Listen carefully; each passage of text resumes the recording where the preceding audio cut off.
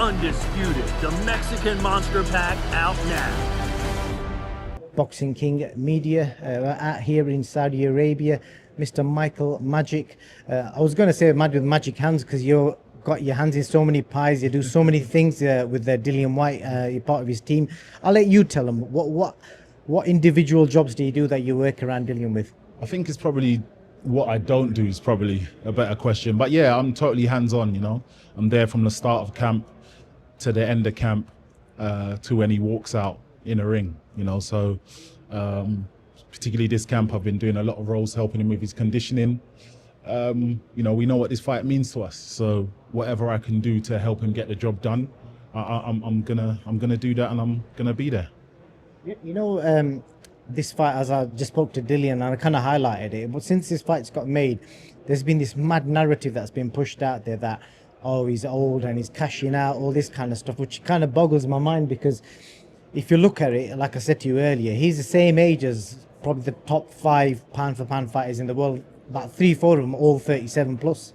Yeah, you know, it's just, I think it's a bit like a snowballing effect. Somebody says something and then, you know, it's just that sort of that lack of opinion, you just hang on to somebody else's ideas and it just kind of snowballs. So to be honest, we've really been off of social media. Even like me particular, I've been off, is no benefit to us, and we've been working on making sure Dillian's the best version of himself.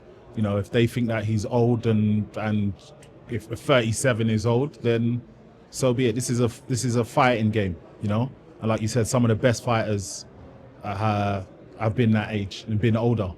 Look at Manny Pacquiao. What did he just do a couple weeks ago? So, you know, and he's like a granddad for us. So, you know, we don't listen to these narratives. He's the original can man. You know, I was looking the other day, you know, that famous interview from Adrian Broner. But Dillian's fought Ukrainians, Nigerians, travelers, Colombians, Americans, Russians, Zimbabweans, and Australians. Yeah, anyone can get it. Anyone can get it. He wants to fight the best, and I think that energy he has always kept. You know, I'm not going to bring other fighters into this, but we've tried to negotiate with other fighters before this fight, and none of them seem to want it, or their expectations are so out of this world that they know it doesn't make any sense for us to say yes. And this fight came on the table, and Dillian was like, absolutely. He's talked about, he's dangerous. He's one of the best heavyweights out there. I want to challenge myself. And this is what I think really benefits Dill, when, you know, there's a challenge that people say that he can't deliver on. How do we kind of stop people thinking, because obviously, let's just say if he never fought him, and let's just say it was public that Dillian got offered the fight and he refused it, he probably would have got slaughtered for, oh, he's chickened out, he's ducked the fight. Because he's took it, the narrative, oh, he's cashing out, what is the middle ground in this? Yeah, I don't believe there is a sort of a middle ground. You know, there's plenty of fighters that call themselves warriors that refuse to take the fight, but nobody gets onto them. So I think the important thing here is you have to worry about yourself in this life.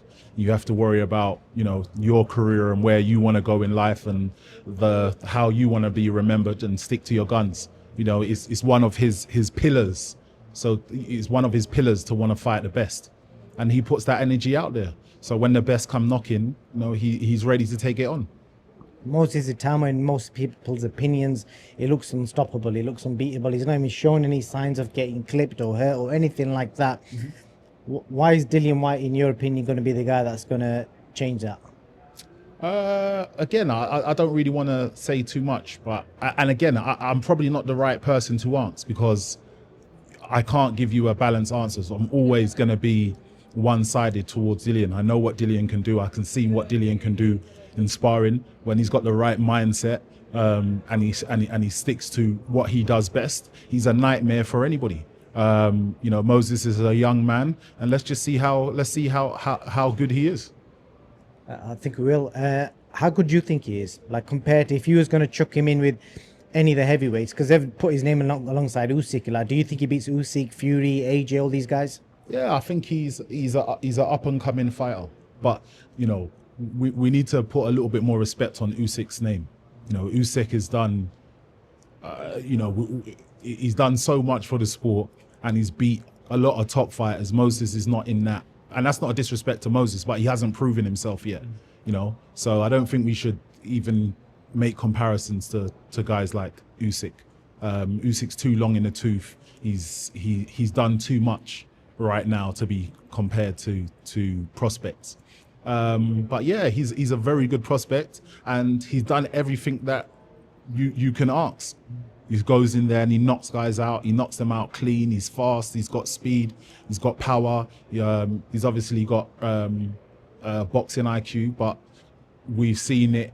You just have to look through history. How many times have we talked about somebody as a great prospect, you know, that looks like they can't be touched, looks like they can't be hurt, and then they get in the ring and it's a different story. So we're here to show that Dillian is still one of the best heavyweights in the industry. And you know, just before this fight got made, the whole rumors about, oh, he's going to fight AJ. AJ's waiting to get recovered from his injury.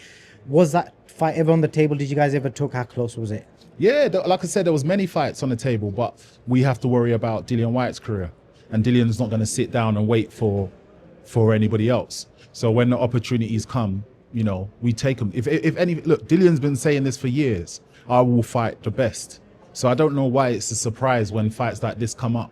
Like, it's almost like you expect him to do something different. You know, he said he will fight the best, and when the best fighters are put on the table, it happens. You know, all of these guys, that say, oh, they've tried to make fights with Dillian, they're lying. You know, nobody wants to fight Moses. You know, there's very few people that have come forward and put real offers on the line to fight Dillian. So when this came along, it was a no-brainer. Well, what do you make of AJ potentially fighting Jake Paul? Because rumor is it's pretty much done. Again. Yeah, don't worry. First time the mic slipped out my hand, but yeah, go on. You know, again, I think we just got to put a little bit more respect on AJ's name. You know, it's hopefully the fight happens so AJ can get paid and knock him out. You know, AJ is far too superior and shouldn't be mentioned in the same league as Jake Paul. Obviously, there's the commercial value, but in terms of boxing ability, AJ will smash him to pieces. And win, lose or draw, Dillian Whyte's career carries on? Yeah, listen, we're focusing on the win. So, again, it's positive affirmations, and we're focused on the win, and that's all that matters. And that's all. Oh, brother, you good? Just as we're saying that, Moses walking past. What do you think, you know, when you look at Moses size-wise, like, they're probably matched up quite well, aren't they, if you look at them physically, both of them? Yeah, but again, it's a fight. So we know that, you know, your physical appearance is not the only factor. There's so many factors when it comes to having fights. He looks in great condition. He's got a great team behind him. He's got an amazing coach behind him. You know, he's got a supportive family behind him. So we're expecting the best, Moses. Good stuff. Well, be fascinating to see what happens. Do you think Ben Davidson's changed Moses as a fighter from what he was before and what he's now? Do you think he's added anything? Yeah, I think, you know, we've not seen that many rounds, so it's hard to completely say what he's changed. But, you know, the fighter looks happy and the fighter's winning. It's all about the results. Doesn't matter how they get it. It's all about the results. So he's been winning under his guard, and that's what's important. So yeah, he's been doing a great job with him. Lastly, got to ask you about Fabio. What is next? He's become the ghost man now. What's going on with him? I know he's a dad. He's become a dad as well. Yeah, he's become a dad. Welcome to the team. So yeah, he's back, he's training, and again, we're looking for the best opportunity for him. You know, what's the biggest fight that we can make for him, and a fight that makes sense for his career. How does it work? It's a bit mad because the fighter that Dillian manages alongside himself trains in the same gym as his opponent, and he probably does a lot of rounds with him. I don't know if they do or not, but that must be a bit odd. Or they train at the same time, maybe? Yeah, I don't think they've ever done any rounds together. But again, we understand we're experienced enough as in Team White to not allow anything to get involved. So that relationship is that relationship, but we've got a job to do. Dillian can't be concerned with anybody else but himself at the moment. So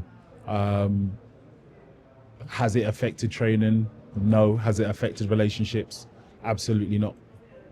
So, Michael, always a pleasure. Anything else new happening in the Dillian Whyte management world or anything that you can share with us? We're just doing well, you know. Where Mike Perez just fought on the weekend.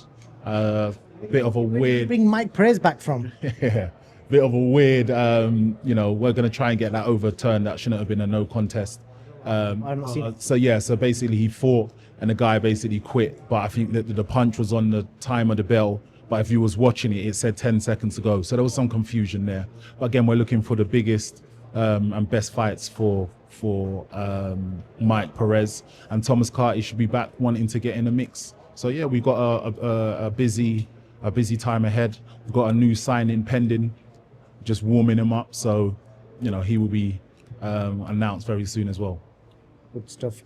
That's it, really. In fact, the last word I've got to get your opinion on Derek Chisora's. It was quite a funny, amusing comment he said. He said, "There's no light at the end of the tunnel." I don't know if you've seen that on TalkSport. Listen, anybody that aligns himself with his views, I've got no interest, or I don't respect anything that comes out of his mouth. You know, the world is bigger than boxing, and he aligns himself with things that I don't align with, or I think anybody from our background should align with. So that's all I have to say about him. That sounds deep and cold. I'm going to leave it at that. I'm not going to tap into that any further. Thank you very much.